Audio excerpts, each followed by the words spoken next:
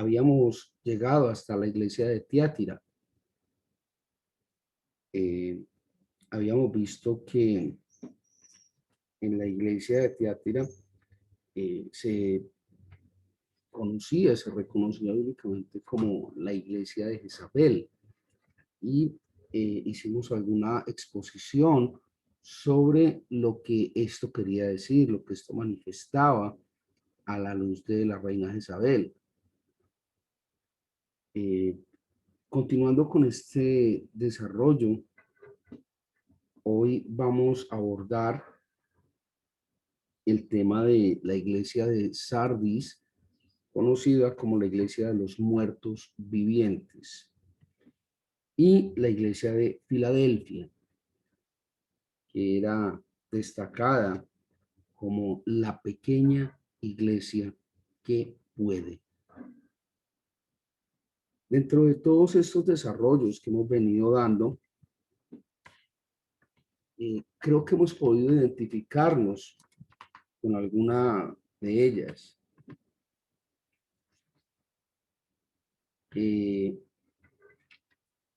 Creo que hemos podido ir revisando a la luz de la palabra en cuál de ellas nos ubicamos. ¿Qué clase de creyentes somos enmarcados dentro del contexto que Dios expone?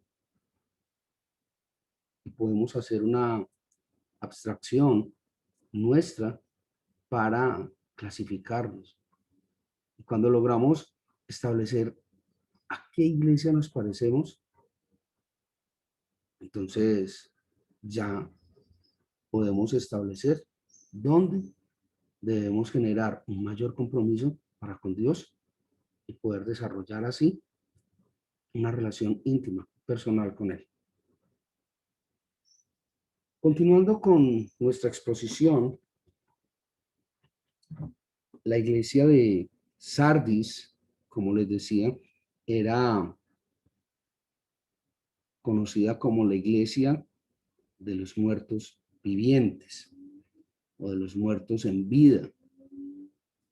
¿Sí? No tiene nada que ver con una profecía de zombies, pues adelante, entre otras cosas. No ese es el sentido de la carta a la iglesia de Sardis. La cita bíblica en la que ubicamos la carta a la iglesia de Sardis está en Apocalipsis, capítulo 3, versículos del 1 al 6, para que lo tengan allí pendiente y la puedan leer. Hay una observación que hace Jesucristo sobre la iglesia de Sardis y exalta que aún a pesar de la condición y de la situación que se está viviendo allí, de una iglesia que tiende a desaparecer, a pesar de eso, quedan todavía elementos muy valiosos dentro de la iglesia. Quedan personas todavía comprometidas con la obra de Jesús. Ahora bien, yo pensaría, esto no es bíblico, es una opinión meramente personal, que lo que acabó de alguna manera por darle el nombre a Sardis de la iglesia de los muertos en vida, los muertos vivientes, es que algunos que se llamaban allí judíos se dedicaron de una manera extrema, de una manera demasiado radical a la religiosidad. Algo muy similar a lo que pasa hoy día. Y esa religiosidad extrema de los que decían que creían en Jesucristo, algunos judíos, no había tal. Nada que ver. Al punto de que estos que se llamaban judíos creyentes atacaban directamente a aquellos que realmente estaban comprometidos con la obra de Jesús, con la obra de Dios. Entonces, por eso la Biblia dice que es una ciudad donde si todos formaban parte de una iglesia, la iglesia de Dios, habían unos que estaban muertos en vida. Decían estar vivos y estaban muertos, espiritualmente hablando. Pero aún quedaban algunos llenos de vida, de esa vida espiritual. Entonces, esto es lo que Jesucristo exalta abiertamente. Hombre, todavía que hay algunos, no muchos, algunos que están comprometidos con el tema. Y esos son los que mantienen viva la iglesia de Sardis. La queja, la crítica, el reproche que nos hace Jesucristo en esta carta a Sardis es precisamente eso, que la iglesia está desapareciendo, se está llenando de una cantidad de religiosidades, pero no hay espíritu en ellos. La iglesia está en una condición agónica. Qué tremendo, qué fuerte que le digan a uno eso, que le vayan diciendo a uno, usted se está muriendo. O lo que es peor, que le digan a uno, usted ya está muerto. Qué tremendo, qué fuerte esto. Y ese es precisamente eh, el reclamo que Jesucristo hace a esta iglesia. Ustedes dicen estar vivos, pero qué tremendo. ¿Cuál es la advertencia fundamentada en esto, en este reclamo que Jesucristo le hace a esta iglesia de Sardis? La advertencia es, ustedes que dicen ser cristianos, no se están arrepintiendo de lo que hacen. Y más allá de que no se arrepientan, yo voy a juzgar. Y mientras que ustedes no se arrepientan, van a ser reos de juicio, del juicio divino. Esa es la advertencia que Jesucristo le hace a esta iglesia. Tremendo, tremendo. El primer representante firme que hubo en esta iglesia de la doctrina de Cristo, el primer pastor, por llamarlo de alguna manera, fue Melito, que esto ocurrió hacia el año 100, 110 después de la era cristiana. Melito, dentro de la mucha información que alcanzó a producir, produjo un documento bien interesante en ese momento histórico sobre la crucifixión y una disertación total de la obra de Jesucristo, que era lo que había hecho realmente. Ese documento lo hizo Melito, por eso fue considerado el pastor representante en la iglesia de Sardis, esa iglesia de los muertos en vida. Era una población relativamente pequeña, la población de Sardis era una población de cerca de 60,000 habitantes, no es muy grande. Tenía fama porque por toda la ciudad de Sardis atravesaba un río y en ese río se encontraban con mucha frecuencia pepitas de oro. Encontraban mucho oro en este río, entonces la ciudad se volvió famosa por eso. La principal divinidad que adoraban allí en Sardis, obviamente no los creyentes, no los cristianos, sino los demás, era Artemisa. Recuerdan que hablamos en charlas pasadas de la diosa de la naturaleza, de Diana. Esa Artemisa es la misma Diana. Allí, en esta ciudad de Sardis, era donde residía el famoso rey Midas. ¿Recuerdan la historia del rey Midas? Que todo lo que tocaba se volvía oro. Entonces ya vamos encontrando ese vínculo entre el río, las pepitas de oro, la riqueza y, y el rey Midas, ¿sí? Eh, este rey fue reemplazado por el rey Creso y eso fue un tremendo error que cometió Creso durante su reinado, el tratar de atacar en un ataque de soberbia, en una crisis de soberbia, le dio por ir a plantearle la guerra a los persas. Y ya habíamos visto tiempo atrás que esos persas eran una cosa muy tremenda. Entonces los persas fueron, destruyeron totalmente a Sardis y realmente nunca pudo recuperarse la ciudad que había sido otrora Sardis. Ya eso quedó ahí, de ahí para allá no siguió, ¿sí? Entonces, dice Apocalipsis 3 versículos 1 y 2, dice, tienes fama de estar vivo, reconocen a Jesús y habla de Jesús, pero estás muerto. Ya entendimos por qué. Todo ese núcleo que decía ser la iglesia, tenía muy pocos que realmente fueran sentidos pertenecientes a Dios y todos los otros que quedaban, ese espíritu, nada, no funciona. Lo encontramos allí en Apocalipsis 3, versículos 1 y 2.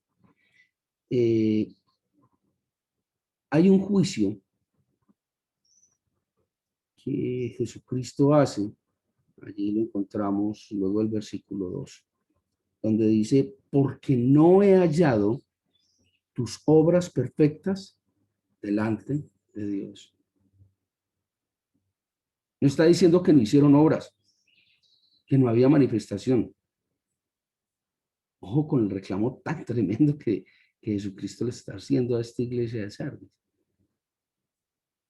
Está diciendo, sí, ustedes tuvieron obras, ustedes se manifestaron.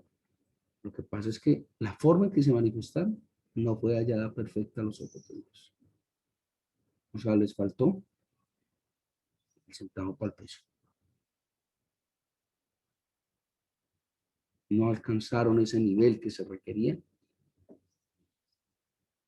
para poder acercarse a Dios de la manera que Dios lo esperaba. Qué tremendo. Y todo este mensaje a la iglesia de Sardis podría resumirse en un tremendo llamado de atención de parte de Dios. Y ese llamado de atención se centra precisamente en una amonestación de Jesucristo, donde pareciera estarle diciendo al pueblo de Sardis, ¡hey, despierte! ¡Despierte! Oiga, usted está dormido en los papeles, papá, usted está dormido en los laureles, despierte. ¿Qué le pasa? Necesitamos una iglesia viva, no una iglesia muerta. Recordemos que la Biblia se refiere a la muerte física como estar dormido. Y el mensaje de Jesucristo es ese, despierten. Me pregunto cuando nosotros nos miramos al espejo, de vez en cuando, todos los días, ¿a cuántos de nosotros Jesús a través de nosotros mismos nos está diciendo, despierte? ¿Qué hubo? Si usted está ahí, manifiéstese. Y manifiéstese con esas obras perfectas. Qué tremendo. ¿Ah? Qué reclamo tan tenaz. Ahí en Apocalipsis 3, versículo 5, eh, establece, la nueva versión internacional, dice, eh, aquellos que no despierten, aquellos que no estén a la altura de reaccionar van a quedar por fuera del libro de la vida. En cambio, aquellos que sí escuchen ese llamado de atención, reaccionen, empiecen a ser vivos espiritualmente, a ellos sus nombres serán escritos en el libro de la vida, que le garantiza la vida eterna. Ellos, por ser dignos, andarán conmigo vestidos de blanco. ¡Wow! Recordemos la forma en que Dios y Jesucristo han estado obrando. Es que nos sueltan un problema, nos sueltan una situación, pero paralelamente con esa situación, Dios nos da alternativas. Y son alternativas simples. Simple no quiere decir fácil, pero son simples.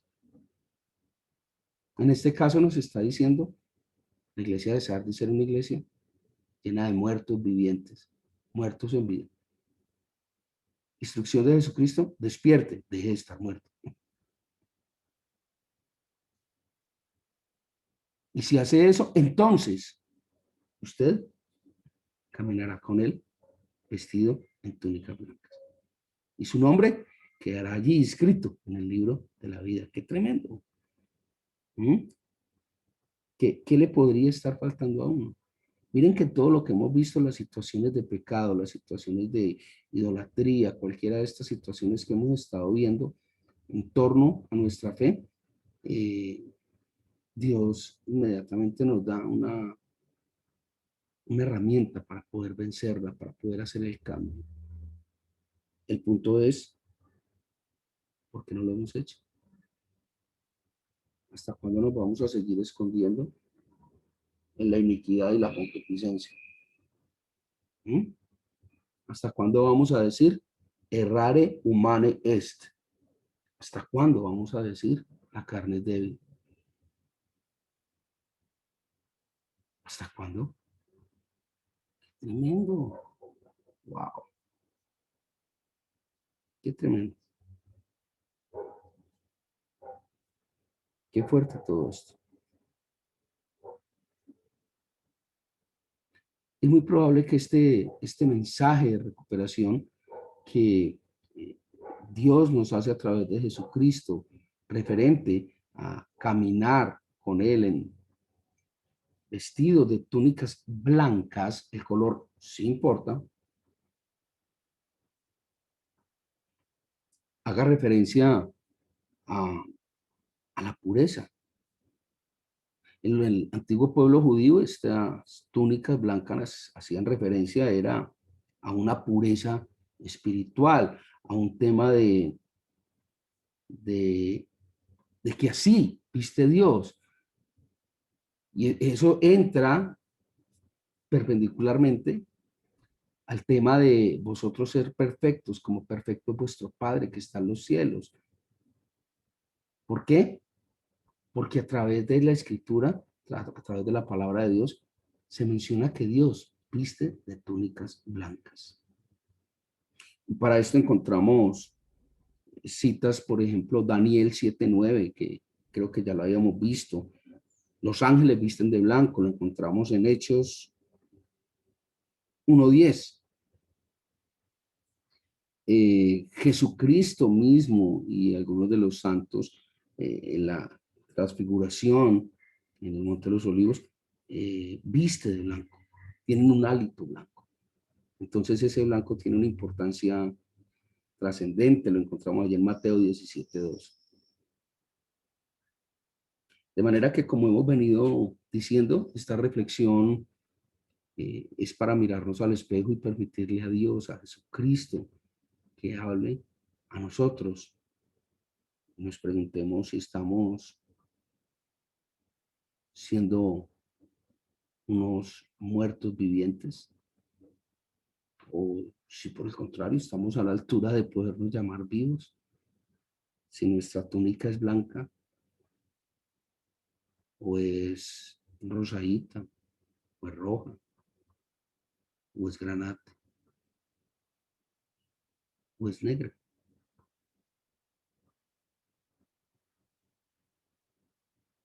El libro de los Salmos dice que Dios cambiará nuestra túnica para que sean blancas como la nieve. Luego, el tono no importa para Dios. Si hay un arrepentimiento, si hay una entrega a Cristo, el tono no importa. Dios hará nuestras túnicas blancas como la nieve. El punto es, ¿estamos dispuestos a dejar que eso ocurra?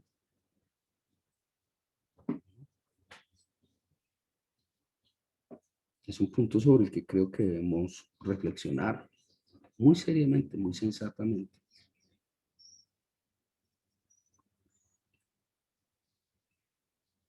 Continuemos con la iglesia de Filadelfia. La iglesia de Filadelfia era una iglesia que era conocida por la fuerza que tenía en el amor.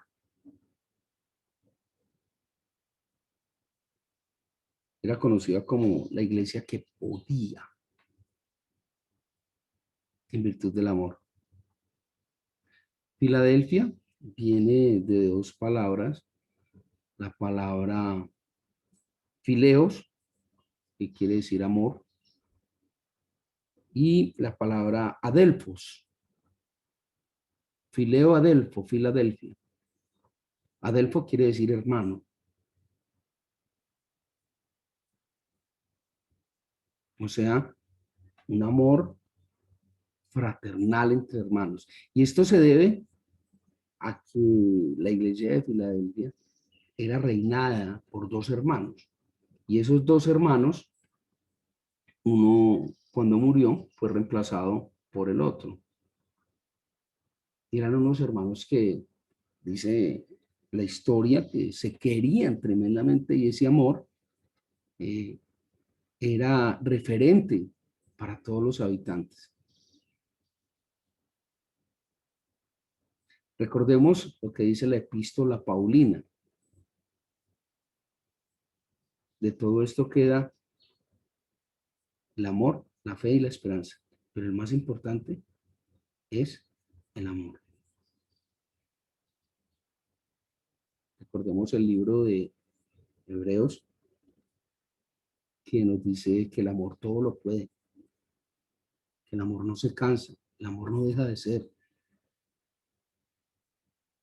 que el amor todo lo soporta, todo lo puede. Y esta iglesia de Filadelfia pudo, en virtud del amor de estos dos hermanos. Recordemos Fileo y Adelfos. El afecto, el amor entre dos hermanos. El primero de estos hermanos se llamaba Euménides II. Y el que lo reemplazó, su hermano menor, se llamaba Atalo II. Él fue el que lo reemplazó cuando murió. Eumenes murió y fue reemplazado por su hermano, como les decía, y continuó en esta labor de amor. ¡Qué tremendo! Y ese amor pudo efectivamente con todo. Aquí también vemos eh, una fuerza adicional, desmedida, de parte de los judíos en contra de esta iglesia de Filadelfia.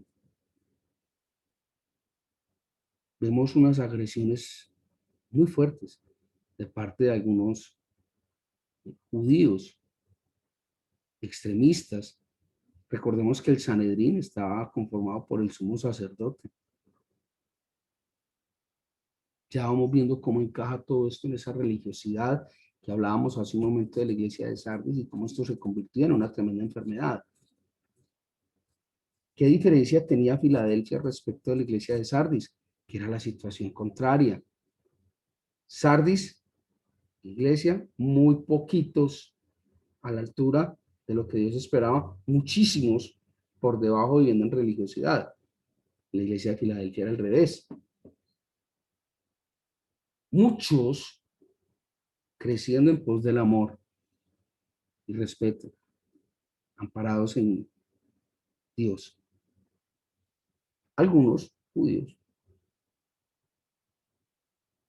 por fuera de este listado. Jesucristo, allí en la carta a la iglesia de Filadelfia, es tan fuerte,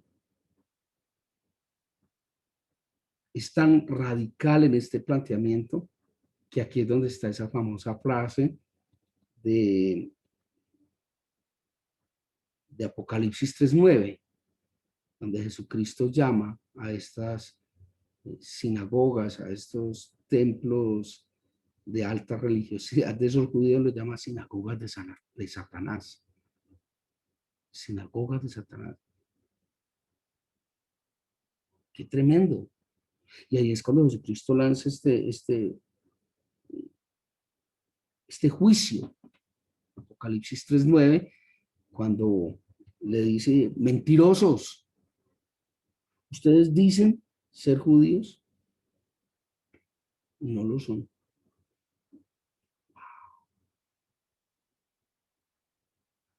No dice que estamos muertos en vida, como la iglesia de Sardis. Aquí les dice de frente, ustedes dicen ser judíos, dicen creer, como dicen los alemanes, nein. No, señor, usted no da la altura. Y un mensaje bien interesante de la iglesia de Filadelfia es que allí se dice que había una puerta que se había abierto y que jamás se podría cerrar. Lo encontramos allí también en Apocalipsis 3:9. ¿Esa puerta es cuál? Esa puerta a que hace referencia.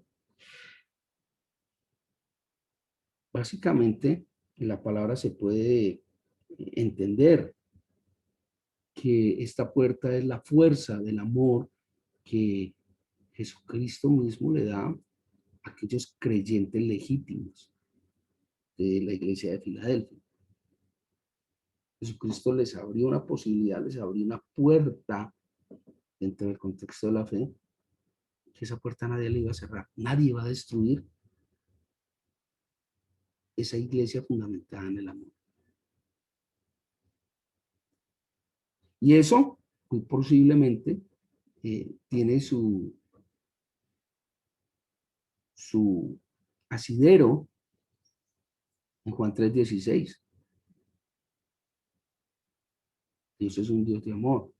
De tal manera amó Dios al hombre que dio a su Hijo unigénito para que todo aquel que en él crea no muera más, tenga vida eterna. De tal manera amó Dios al hombre. Qué tremendo. ¿Ah? Allí queda pues una connotación interesante sobre lo que es el amor. Miremos algunos datos destacados de esta iglesia de Filadelfia. La carta, como bien hemos venido desarrollando, la encontramos allá en Apocalipsis 3, del 7 al 13, versículos 7 al 13. El halago de Jesús es, como les decía, de que sus miembros, los miembros de esta iglesia, aquellos que eran cercanos a toda la doctrina de Dios, perseveraban y perseveraban en el amor. Y esto era lo que les iba a dar precisamente ese triunfo. Queja como tal de parte de Jesucristo, no hay. No se encontró ningún reproche, porque a diferencia de la otra, que si había una queja, aquí lo que hay es un juicio. Ustedes dicen ser, pero no son. Como no son, yo no tengo injerencia en ustedes. Ustedes hacen lo que les parece, ¿no? Qué tremendo. Una de las advertencias que hace Jesucristo a esa iglesia de Filadelfia es, ojo, vienen pruebas y vienen tiempos de prueba difícil de pasar.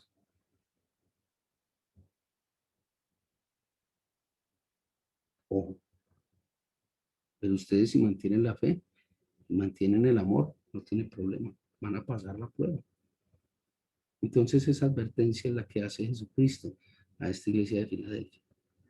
Tienen pruebas y tiempos difíciles. Los mártires o los líderes que se desarrollaron allí fueron 11 miembros de esa iglesia llena de amor que fueron martirizados junto con Policarpo. ¿Se acuerda que por allá atrás habíamos hablado de este personaje, de Policarpo, de la iglesia de Esmirna? Habíamos hablado de él. Entonces, esos 11 y Policarpo fueron considerados mártires de la iglesia. Precisamente, esto ocurre por allá hacia el año 155, y los que generan este holocausto, este proceso de mártires sobre los creyentes, son esos que se llamaban judíos, pero que no lo eran. Qué tremendo. No hay datos históricamente relacionados con la población de Filadelfia, pero se encuentran algunos escritos dentro de textos romanos que hacen referencia o alusión a la iglesia de Filadelfia como la pequeña ciudad. Pero no hay datos exactos de su población o de su número. Esta ciudad actualmente yace sobre el piso inferior, está debajo de la ciudad, del país de Irán. Está allí en la parte inferior, una ciudad que, permítame que yo lo apunte en alguna parte, Al-Shehir, debajo de la ciudad de Al-Shehir, en Irán, ahí debajo se encuentran las pocas ruinas que quedaron de esa iglesia de Filadelfia. La principal deidad que adoraban los no creyentes en Dios ni en Cristo era Dionisio, el famoso dios Baco, el dios de las fiestas y del vino, dios del vino, Baco. Básicamente, esto era lo que caracterizaba a esta iglesia de Filadelfia, muy famosa porque era una región azotada